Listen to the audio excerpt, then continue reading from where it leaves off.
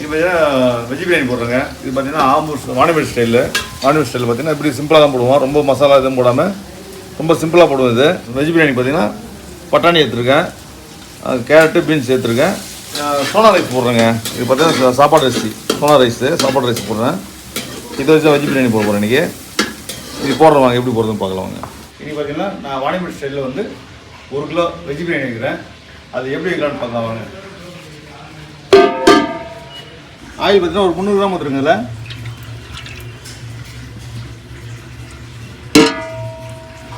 ஒரு 300 gram oil ஊற்றுறேன். லவங்க 7 பூ, பட்டை ஒரு 5 துண்டு, ஏலக்காய் பார்த்தீங்கன்னா ஒரு 6. இது இவ்வளோ தான் பட்டை லவங்க ஏலக்காய் தான் போடுறேன். இது பார்த்தீங்கன்னா கிரௌண்ட் ஆயில் ஊற்றிருக்கு. இது பார்த்தீங்கன்னா கிரௌண்ட் ஆயில் ஊற்றிருக்கேன் நான். இதில் இது பார்த்தீங்கன்னா ஆம்பூர் ஸ்டைல்ன்றதுனால பார்த்தீங்கன்னா மசாலா வேறு சேர்க்கறதில்ல. ஆம்பூர் ஸ்டைல் பார்த்தீங்கன்னா பட்டை லவங்க ஏலக்காய் 3 தான் சேர்ப்பாங்க. இது சவுத் சைட்லாம் பார்த்தீங்கன்னா உங்களுக்கு முன்னாடி போடுவாங்க கல்பாசி, சோம்பு, அப்புறம் மராட்டி மொக்கு, அனாசி பூ, இதெல்லாம் நிறையா கொஞ்சம் மிக்ஸ் பண்ணி போடுவாங்க. நான் அப்படி இது ஆம்பூர் வாணிபேட் ஸ்டைல்லாம் பார்த்தீங்கன்னா இப்படி தான் போடுவாங்க, சிம்பிளாக தான் போடுவாங்க. அந்த ஸ்டைல் தான் போட்டுருக்கேன் நான்.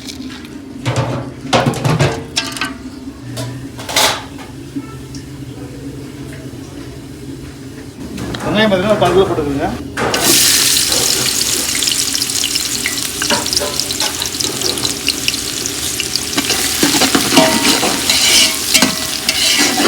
சோனா ரைஸுங்க 1 கிலோ ஊற வைக்கிறேன்.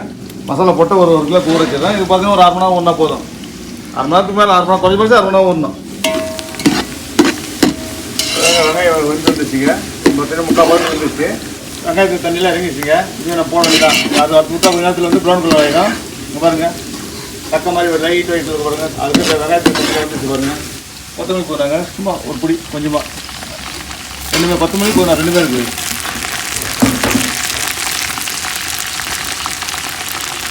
பூண்டு 75 கிராம் போட்டுங்க. 75 கிராம் பூண்டு போட்டுங்க.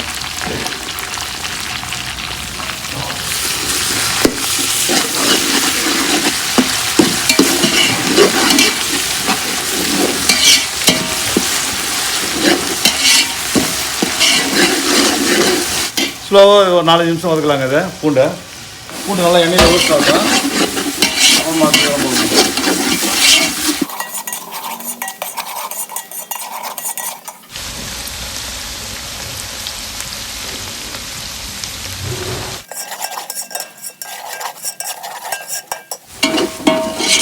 அவ்வளோதாங்க, ஆச்சுங்க. இதுக்கு ஒரு 4 நிமிஷம் மேலே ஆகிப்போச்சு. குழம்பு போட்டுருக்கோம் பாருங்க. நல்லா ரோஸ்ட் ஆகி போச்சு. பூண்டு பாருங்கள் நல்லா ரோஸ்ட் ஆகிட்டுக்குது. இப்போ வந்து மிளகாத்தூள் போடுறோம்.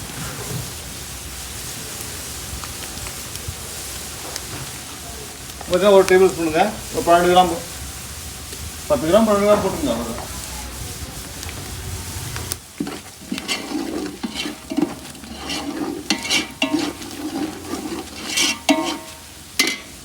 தயிர் ஒரு 100 தயிர் ஊற்றுவீங்க.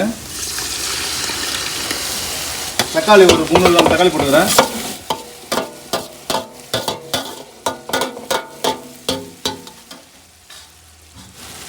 இஞ்சி 70 கிராம் போட்டுக்கிறேன். ஒரு 4 பச்சை மிளகாய் போட்டுக்கிறேன். அதுக்கு உப்பு போட்டுக்கிறேன்.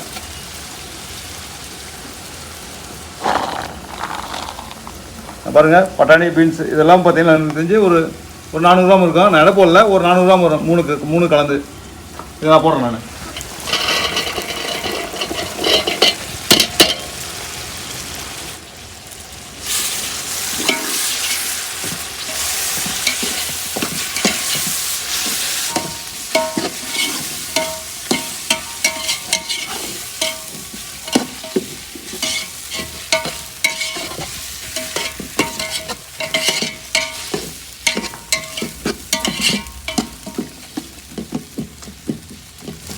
கொஞ்சம் மசாலாலாம் நல்லா ஒரு 5 நிமிஷம் நல்லா மசாலாலாம் உடஞ்சி வரட்டும். நம்ம போட்ட தக்காளி எல்லாம் போட்டு அதெல்லாம் பார்த்தீங்கன்னா உடஞ்சி வரும். உடஞ்சி வந்ததுக்கப்புறம் பார்த்தீங்கன்னா தக்காளி எடுத்ததுக்கப்புறம் பார்த்தீங்கன்னா இது தண்ணி ஊற்றிட்டு கொஞ்சம் ஒரு 10 நிமிஷம் காய வச்சுட்டு அப்புறமா நம்ம மறைச்சி கொட்டிடுவோம்.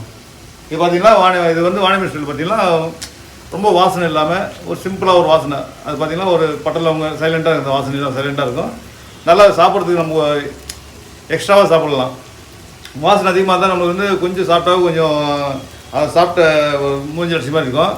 இது பார்த்தீங்கன்னா அப்படி இல்லை, நல்லா திருப்தியாக சாப்பிட்லாம் அந்த மாதிரி ஸ்டைல் இது. ஏன்னா வந்து வாசனை நிறைய இல்லாமல் சிம்பிளாக பட்டை லவங்க ஏலக்காய் பட்டம் போட்டுருக்காங்க, வேறு எதுவும் போடல. இது ஆம்பூர்லாம் பார்த்தீங்கன்னா அதுதான் போடுவாங்க. இதுக்கு ஒரு புதினா சட்னி மாதிரி ஒன்று இது வச்சிட்டிங்கன்னா சாப்பிட்றதுக்கு அவ்வளோ அட்டகாசமாக இருக்குது.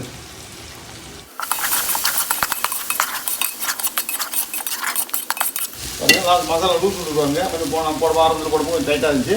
இப்போ அதெல்லாம் மசாலா லூஸ் விட்டு வந்து பாருங்க. ஏன்னா போட்டதெல்லாம் வேர் விட்டு வந்துருக்குது. வேர் விட்டு பாருங்கலாம் கொஞ்சமாக வதங்கினுக்குது. இது ஒரு 4-5 நிமிஷம் வதங்கிச்சுன்னா நம்ம தண்ணி விட்டு ஒரு 10 நிமிஷம் காய் வேக வச்சுட்டு நம்ம அரிசி போட்டு அப்படியே தம் போட்டு போகிறோம். அவ்வளோதான், அந்த மாதிரி தான் போட்டு போகிறோம்.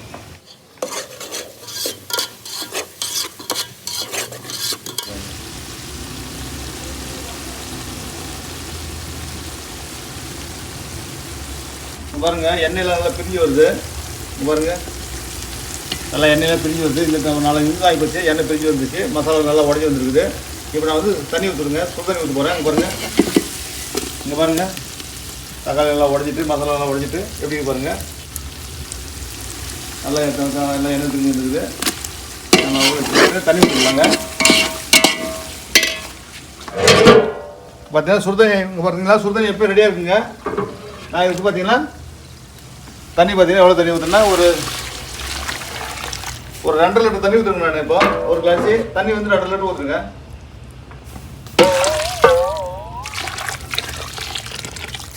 இங்கே சுடுதண்ணி எப்போயும் அண்டளவு எப்போ சுடுதண்ணி வச்சுன்னு போனாங்க. ஏன்னா ஹோட்டலுக்கு சமையல் பண்ணுறதுக்கு வச்சுருப்போம். அந்த தண்ணி தான் சுடுதண்ணி தான் ஊற்றுன்னு நீங்கள் எப்போயும் வந்து சுடுதண்ணி கொஞ்சம் வச்சுக்கோங்க பக்கத்தில். ஏன்னா சுடுதண்ணி ஊற்றினா தான் கரெக்டாக இருக்கும். இல்லை காய் கொஞ்சம் நிமிந்துக்கும், அப்படியே கொஞ்சம் அது வேகிறதுக்கு லேட் ஆகிடும், ஒரு மாதிரி இதாக இருக்கும்.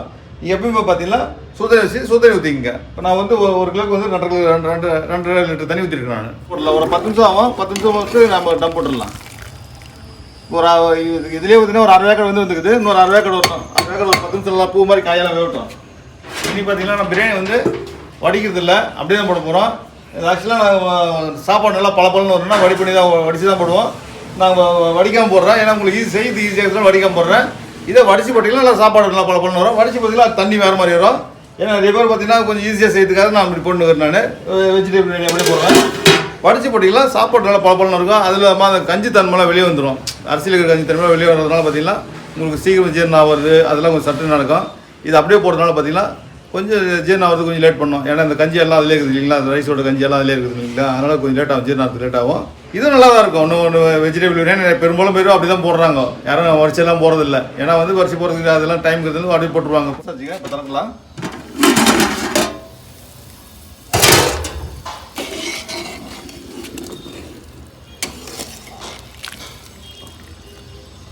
காய் நல்லா வந்துச்சு. பட்டாணி சும்மா பச்சை பட்டாணி, இது பார்த்திங்கன்னா ஃப்ரெஷ் பட்டாணி தான். அதில் வந்து வந்துச்சுன்னா நம்ம இப்போ வந்து அரிசி கொட்டிடுவோம். அரிசி பார்த்தீங்கன்னா தண்ணி வடிகட்டுங்க. இது பார்த்திங்கன்னா சோனா மசூரி அரிசி, இது பச்சை அரிசி ரா ரைஸு அரிசி போட போகிறேன்.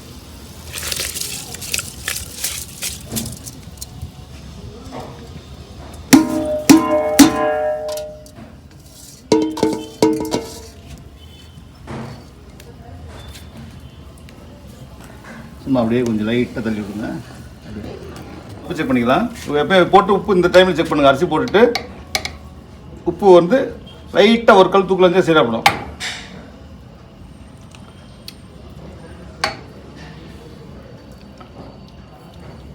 உப்பு வந்து கரெக்டான உப்பு.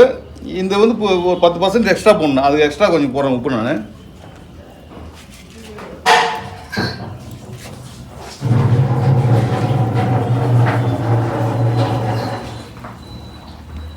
இப்போ நம்ம உப்பு வந்து போட்டது மசாலா கரெக்டாக இருந்துச்சு. நம்ம போட்ட அரிசிக்கு பார்த்தீங்கன்னா எக்ஸ்ட்ரா வந்து உப்பு போடுறேன் நான்.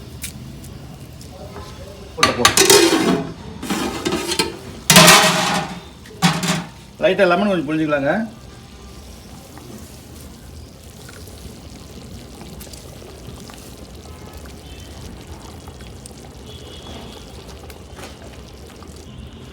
இன்னொரு உப்பு போட்டு செக் பண்ணலைங்க. இப்போ 2வது உப்பு போட்டீங்களா, அதில் செக் பண்ணல. இன்னொரு செக் பண்ணிக்கிறேன் நான்.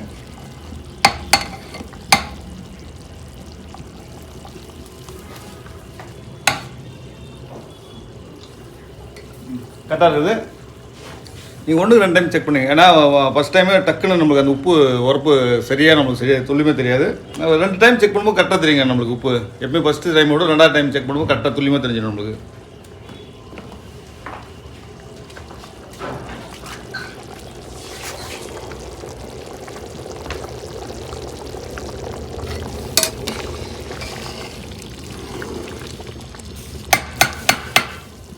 ஒரு 60% அரிசி வந்தோடனே என்ன பண்ணுறீங்க, அனலை குறைச்சிடுங்க. அனலை குறைச்சிட்டிங்களா அந்த அப்போ தான் நம்மளுக்கு வந்து நல்லா சாப்பாடு நல்லா உள்ளேருந்து வெந்து வரும். நம்ம அனல் ஓரம் வச்சோம்னா என்ன ஆகும்னா டக்குன்னு உள்ளே வந்து வெந்து வராமல் ஒரு மாதிரி ஒன்றும் குத்தல் ஆகிடும் பிரியாணி. அதனால் வந்து பொறுமையாக குக் பண்ணணும். ஒரு 50% தாண்டினாவே அரிசி ஒரு 50% வந்ததுக்கப்புறம் என்ன பண்ணணும், நம்ம அனல் குறைச்சிக்கணும். அனல் குறைச்சிட்டு அதுக்கப்புறம் ஒரு 30% என்ன பண்ணணும், ஸ்லோ வேக்காரில் வேக வச்சு டம்ப் போடணும். டம்ப் போட்டு ஒரு 80% டம்ப் போட்டோம்னா ஒரு டம்ப் போட்டு பிரிக்கும் போது கரெக்ட் ஆகிடும் சாப்பாடு நம்மளுக்கு. ஆனால் ஒரு 50% போது அனலை குறைச்சிங்க.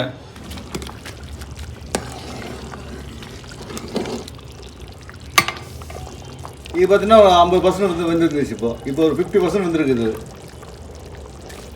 இன்னும் 30% ஆகணும். அனல் பாருங்க கம்மியாக தாங்க பாருங்க. அனல்லாம் பார்த்தீங்கன்னா குண்டாக்கெல்லாம் அடிக்கலை. பார்த்தீங்கன்னா குண்டெல்லாம் அடிக்கலை, கீழே அனல் கரெக்டாக கீழே இருக்குது. அனல் குண்டா மேலே வந்து நல்லா சலசலம் அடிச்சிச்சுன்னா என்ன ஆகுனா தண்ணி சீக்கிரமாக சுண்டிடும், அரிசி வேகாது, அரிசி சரியான வேக்காடு வராது. அதனால் ஸ்லோவாக குக் பண்ணணும் ஒரு 50%க்கு அப்புறம்.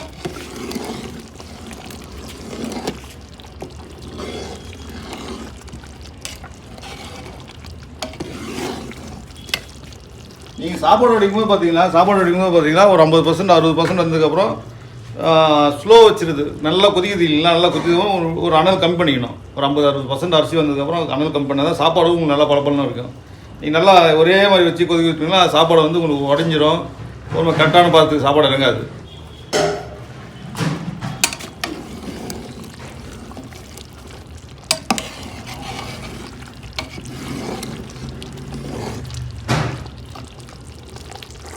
சாப்பாடு வந்து ஒரு 25% வந்துருச்சு சாப்பாடு. இன்னும் 25% வேணும் பாருங்கள். ஒரு 25% நம்ம டம்மில் ஒரு டம் போட்டுருவோம். ஒரு 2 நிமிஷத்தில் 1 நிமிஷத்தில் தண்ணி லைட்டாக தண்ணி கொஞ்சம் டம் போட்டுருவோம்.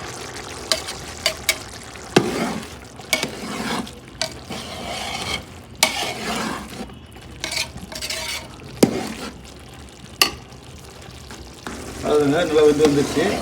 80% மேலே வந்துச்சு. 80% ஆகி போச்சுப்போம். இப்போ நம்ம வந்து தம் போட போகிறோம். கொஞ்சம் எடுத்துக்கலாம், கொஞ்சம் எடுத்துக்கலாங்க.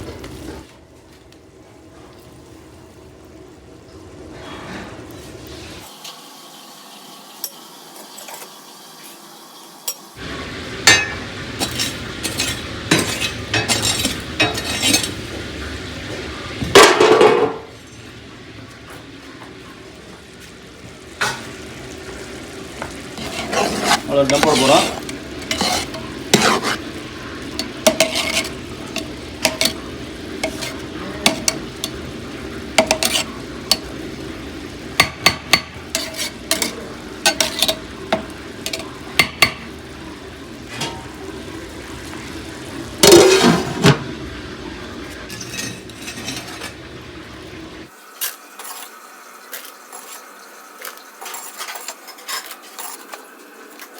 நீங்கள் சப்போஸ் எதாவது இலை இருந்துச்சுன்னா இலை வச்சு போடுங்க.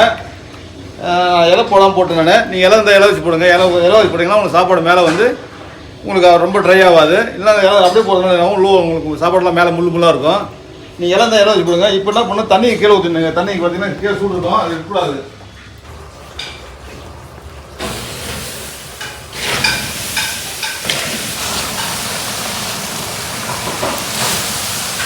சப்போஸ் கேஸில் கூட கேஸ் ஆஃப் பண்ணிவிட்டு மேலே தான் டம்முக்கணும், கீழே டம் இருக்கக்கூடாது. கேஸ் வைக்கிறீங்களா மேலே ஏதாவது கொடாஞ்சி நல்லா ஒரு கொடாஞ்சி இருந்துச்சுன்னா கூட நல்லா ஏதாவது போட்டு பற்ற வச்சுட்டு மேலே போட்டு விட்ருங்க. மேலே போட்டுட்டு சாப்பாடு இதாகிடும். கேஸ் இல்லைன்னா அடுப்புனா நீங்கள் இது அவிக்க இப்போ கீழே அனல் ஓவராக இருக்கும், அடி பிடிச்சிடும் குண்டா. ஏன்னா இதில் ஃபுல்லாக ட்ரை ஆகுது. இதே நம்ம வடி போடுற பிரியாணி அப்படி கிடையாது. வடி போடுறதுக்கு மசாலா கீழே நிறையா இருக்கும். அது கீழே மசாலா நிறைய இருக்கிறதுனால என்ன ஆகும்னா டம் போடும்போது கீழே நெருப்புச்சுனா என்ன ஆகும், அந்த அந்த மசாலா இந்த ஈரம்லாம் கொஞ்சம் அப்படியே அந்த நெருப்பு கொஞ்சம் தாங்கும்.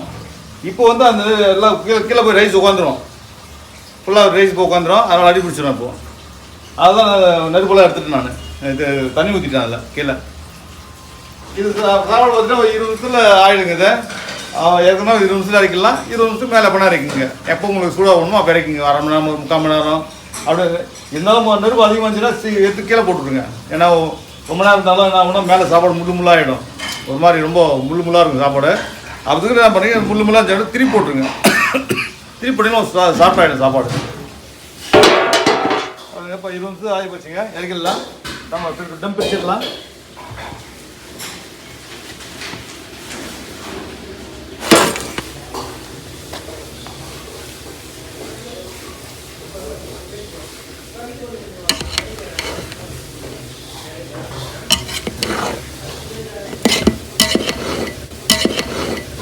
பாருங்க குண்டா எப்படி வருது, நல்லா பிடிக்காமல் சுத்தமாக இருக்கு பாருங்கள் க்ளீனாக.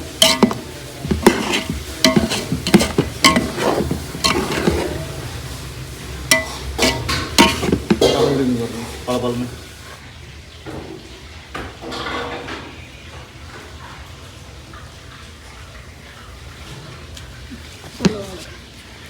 இது மாதிரி என்ன பண்ணுறீங்க, ஒரு 20 நிமிஷம் தம் பிடிச்சி நல்லா பல பழம் சாப்பாடு வந்துருக்குது. இதே மாதிரி நாளைக்கு வீட்டில் செய்து சாப்பிடுங்க. இது கூட வந்து புதினா சட்னி அது மாதிரி எதாவது வச்சுக்கோங்க. அப்படியே தால்ச்சா மாதிரி கூட எதாவது வச்சுக்கோங்க, நல்லாயிருக்கும். ஒரு நாள் தால்ச்சா வீடியோ போடுறேன், புதினா சட்னி வீடியோ இருக்குன்னு போட்டுருங்க பாருங்கள். அது புதினா சட்னி அந்த மாதிரி சட்னி வச்சு சாப்பிடுங்க, நல்லாயிருக்கும், சூப்பராக இருக்கும்.